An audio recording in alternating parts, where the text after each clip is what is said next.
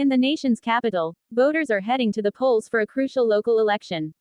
Washington, D.C. residents are choosing a new mayor and congressional delegate, with Democrats widely expected to hold control.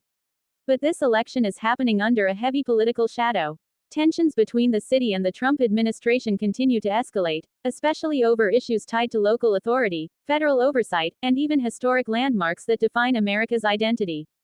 Supporters of the city's leadership see this election as a chance to defend local autonomy. Critics argue it reflects deeper national divisions that are only getting sharper. One voter described the atmosphere as tense but important, saying, "It feels like every local vote now has national consequences."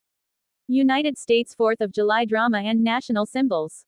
Meanwhile, anticipation is building for America's upcoming 250th anniversary celebrations. President Trump has announced plans for what he calls a spectacular Trump rally, urging supporters not to miss it. The announcement alone has already sparked intense reactions across political lines. At the same time, maintenance crews are racing against the clock to clean algae from the newly renovated Lincoln Memorial reflecting pool. Officials are unsure whether it will be fully restored in time for the massive Independence Day events. For many Americans, the symbolism is hard to ignore: historic monuments, national pride, and political spectacle all colliding at once. Some see celebration, others see controversy. But everyone is watching. Balance scale legal battles and cultural conflicts. In Washington's legal and cultural circles, another battle is unfolding.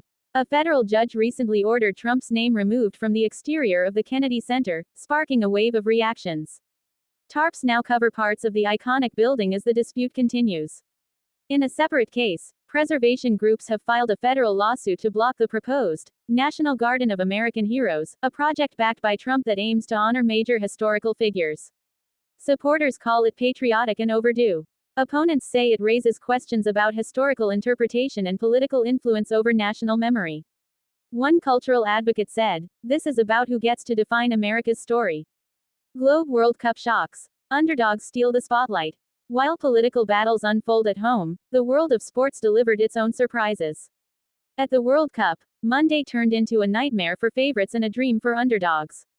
The biggest shock came when debutante Cape Verde held powerhouse Spain to a scoreless draw. Fans around the world erupted online, calling it one of the most unexpected results of the tournament so far. Social media exploded with reactions. History made tonight. This is why we love football. Cape Verde just earned global respect. Across the tournament, 4 major draws stunned audiences, proving once again that in football, nothing is guaranteed. Airplane tragedy at Edwards Air Force Base.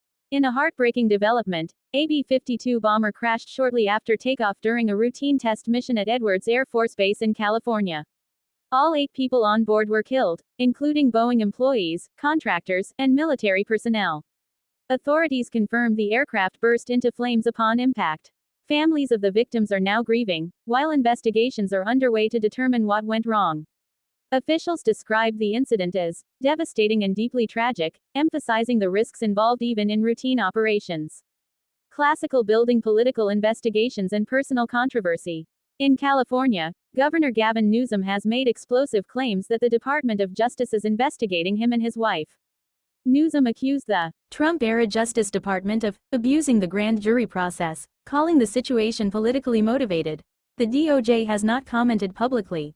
The announcement has intensified speculation about Newsom's political future, including a possible presidential run. Supporters see it as political targeting.